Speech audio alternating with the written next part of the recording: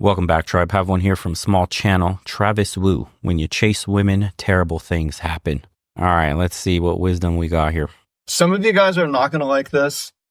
For me, it's a relief about dating, about what I don't need to do, the effort I don't need to put in, the approaching that I don't need to do, the money that I don't have to spend, and what actually works for not just short-term relationships, but long-term relationships. So welcome in, fam. Much love, Trav here. If you don't know me, I'm an adventure entrepreneur and human philosopher living out here on Oahu in Hawaii. And crazy hair, damn. I had a video about how if you are not her number one choice, it's not really worth being in a relationship.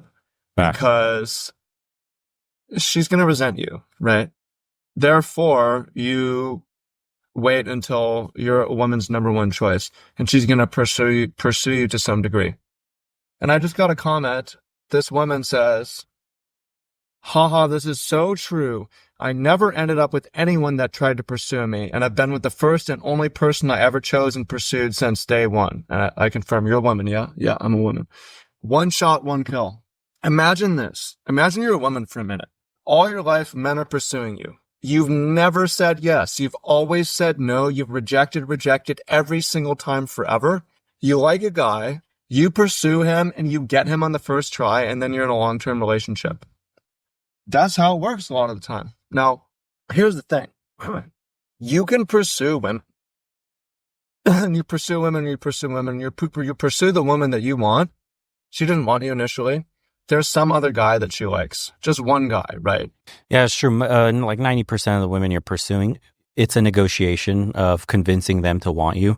And you do it successfully, you have sex. If you don't, she just blows you off. So that's really what it is. But those aren't the ones you're trying to get into a relationship with. Because there's always another guy that they're really angling for. You're just like backup number 2, 3, 4, 5, whatever it is. But it's not meant to be if you have to convince somebody. I told you guys before a million times, just like he's saying, negotiations for attraction can never work. No matter how much you bust open your wallet, no matter how many flowers and chocolates and how much you turn your spine into mush and tell her yes, all the stuff you have to do, all that convincing is negotiating against her actual desire. Imagine you have to convince somebody to like you.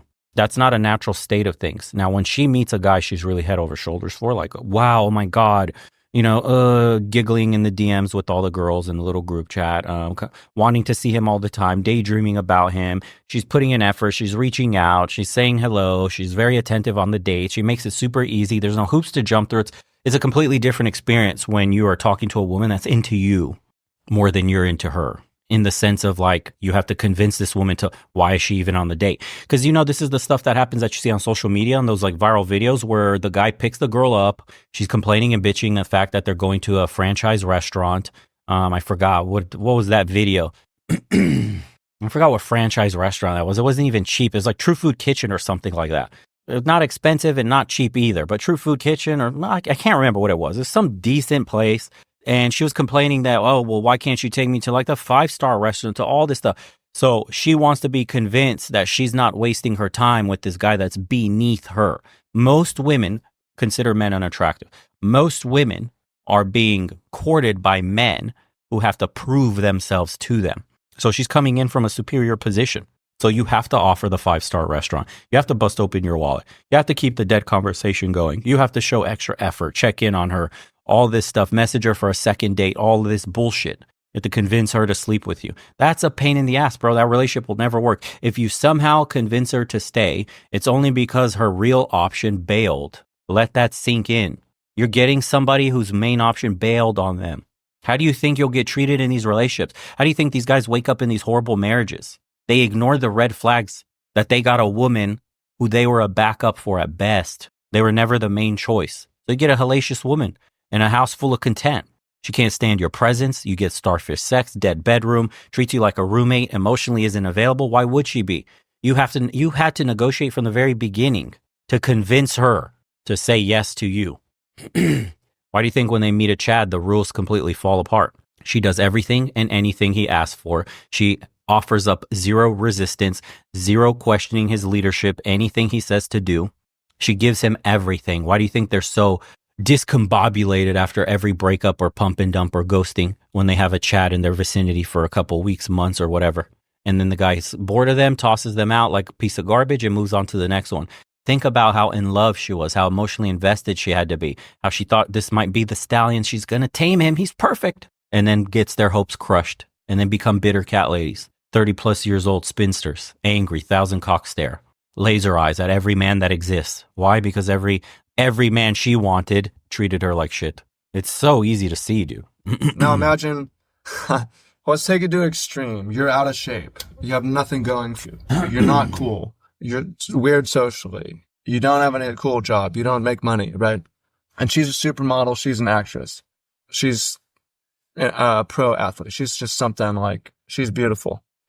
She's desired. She's connected. She's smart. There's no game that you can run. There's no approaching. There's no convincing.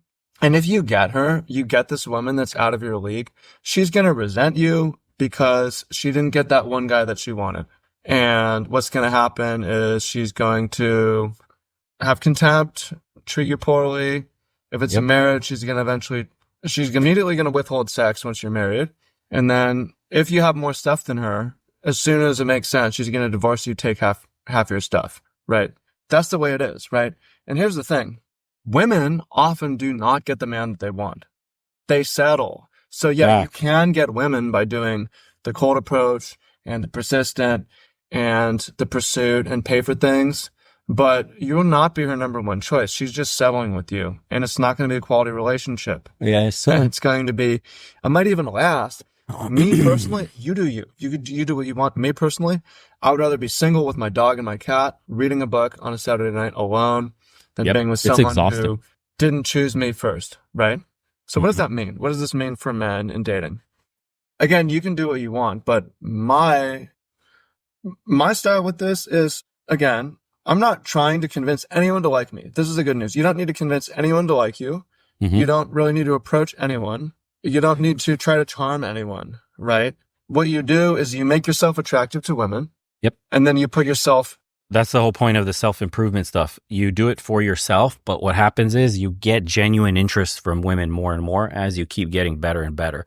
It's not that you self-improve to go hit on more women, to convince more women, to make them more open to sleeping with you. It's the fact that you will increase your chances to have raw primal attraction from a woman. That you'll finally come across a woman that goes, holy fuck, this guy's really well put together.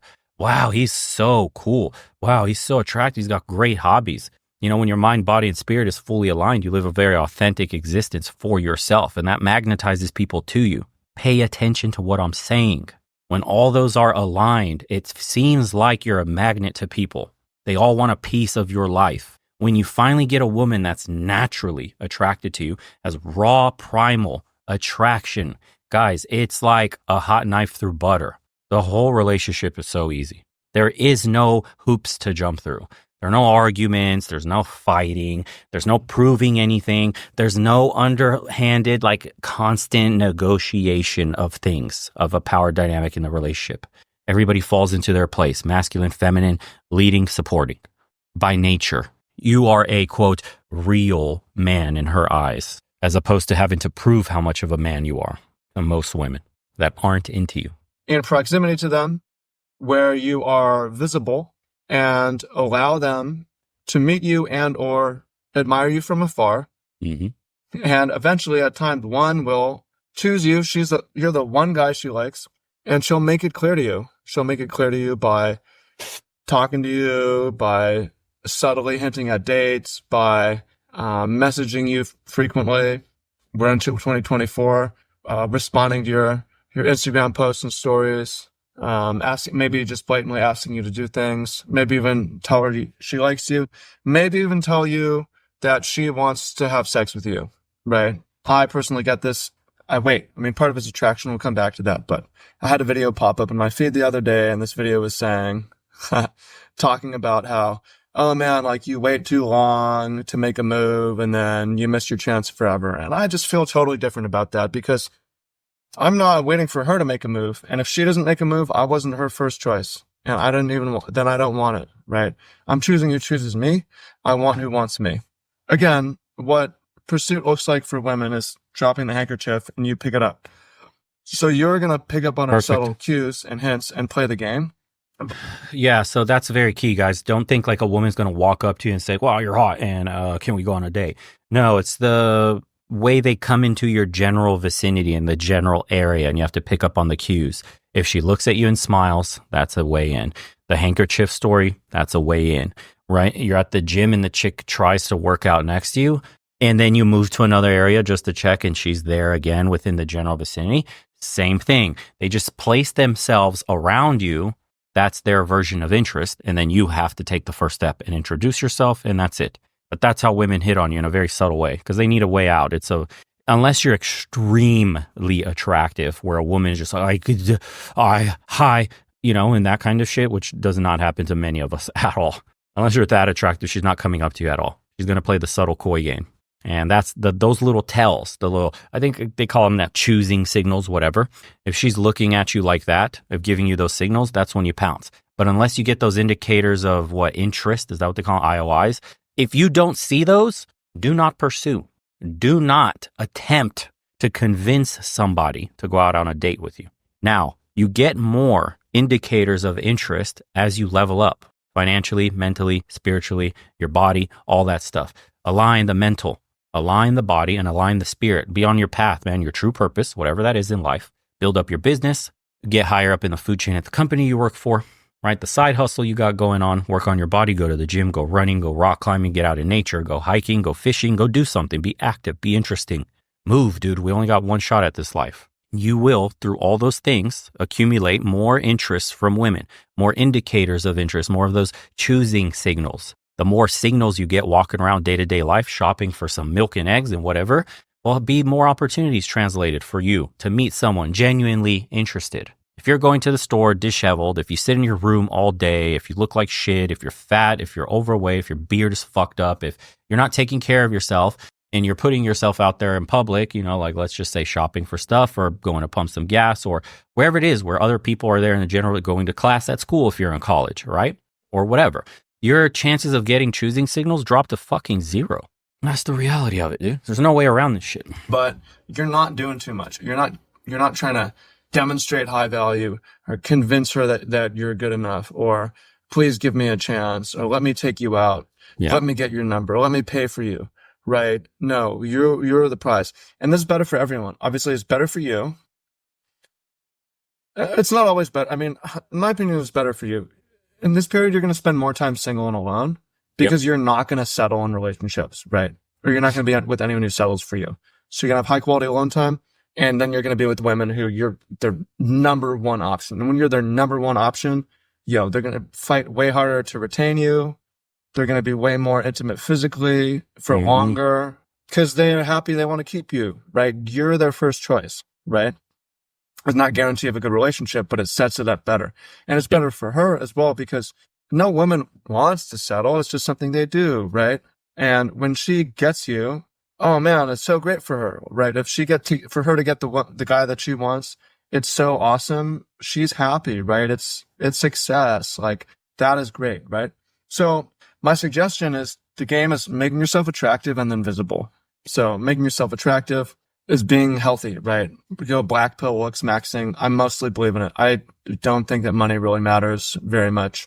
It matters less than people think. Being physically attractive, I agree, is under your control. It has everything to do. It's not just going to the gym. I don't go to the gym. What do y'all think about my body? Right. I do work out a little bit here and there, but I mean, it depends on lifestyle. You don't need to do what I do. I surf, I go hiking, I go diving, I walk, and I do calisthenics. I do some weights at home. But yeah, work on your body because that is going to make you more attractive to women. I really don't think style matters. I think it's overrated. Again, like for me, everything's about health. Just quickly to address my hair. I don't know why I always get so many comments from guys about my hair that women might not like it. I get compliments from women about my hair all the time. And a lot of you guys don't know that everyone has a terminal maximum hair length. Most of you guys don't know it because you don't grow your hair out. Most people cannot grow their hair past, say, 2 to 3 feet. Wow. That's why women use a weave or hair hair extensions as a way to try to improve their appearance. You call it deception, whatever. But me, like, I grow my hair. I can grow my hair super long, and it's I a didn't know marker that. of health. So that's just what I'm trying to do. And again, it's not just looks. You think it's looks maxing. It's also smell. Studies find that women care maybe more about smell than about looks. And that doesn't mean being clean and hygienic and putting chemicals on you or wearing cologne. It means essentially the pheromones coming out of your body. And if you don't believe me, this is why women steal your sweatshirt. It's for the smell. That's Yeah. the main reason. Yeah. It's not because they need a sweatshirt. Like, they get hooked on your smell, right? So you don't need to worry about your smell. Like You just need creeps. to worry about being healthy, and your smell will be good. And if You know, it's like how dudes are sniffing panties and stuff, like the little creep shit, but it's women that are the real creeps like that, stealing your clothes and like sniffing them and shit and wearing them just to smell like you. They're the real creeps. Don't get gaslit. she doesn't like your smell, you're not her number one anyways. So it's all Yeah. right. And then, so make yourself as attractive as possible physically. And then clothes only matter to the point, in my opinion, where they make you comfortable and they show off your body to a degree. So clothes that fit well and you're not super uncomfortable in. So it allows you to act comfortable and be comfortable. You don't need to spend a bunch of money on accessories. I don't think it really matters because, again, if she smells you and it's the smell is good, nothing really They turn into animals. nothing really matters. Like, the attraction is there, right? So proximity is really important. Proximity is tough. Yeah, for the guys that are in relationships, you ever had your woman just grab you and just like their nostrils just getting a big whiff and turning into like little rabid animals? That's what he's talking about. For the guys that know, explain it in the comments for the ones that don't. It's really tough in today's age it's tough when women are so unfit and so undateable. And men are too, right? When 2/3 of women are obese, 3/4 of men are overweight or Hey, obese. get him. But yeah, just proximity, which also is visibility. It can be, just being around women. I mean, this is why it's easy in school when you're going to school, because they're just proximate and visible. And there's Yeah. going to be a girl who just likes you. You're the one guy that she likes most of the time, right? That's going to happen. That was my experience. That's a lot of guys' experience. And then after school, it's a lot harder to date. You go on dating apps, whatever, and it's just way harder. Well, you have less proximity. People have less proximity to other people, especially people of who are in the same sort of dating age, right? So you have to think about how to make yourself proximate. For me, it's through my jobs. I mean, it's why I volunteer on an organic farm. These are the only reasons, but it's a perk of the job. Working on an organic farm, doing hiking adventure tours, working on a dolphin dive boat, these sorts of things for a job, create proximity. And you have a neighborhood. If you live in a walkable neighborhood, you walk around, you talk to people. Could be of events you go to, climbing gym, go to yoga, go to dance class. You go to festivals or you go to concerts. I don't do all these things. I'm just throwing out ideas, but you're attractive and you're proximate and you're polite. You're not nice. Right guy, right time, right place. Those are the grand tenets I figured out in college. If you become the right guy, the only things you have to look out for is the right time and the right place. For example, a nightclub is right time, right place. Always. Always. Grocery store could be the right place, but not the right time, depending on the woman. Or it could be the right time, but not the right place. She's open to, but in a rush doing some shopping.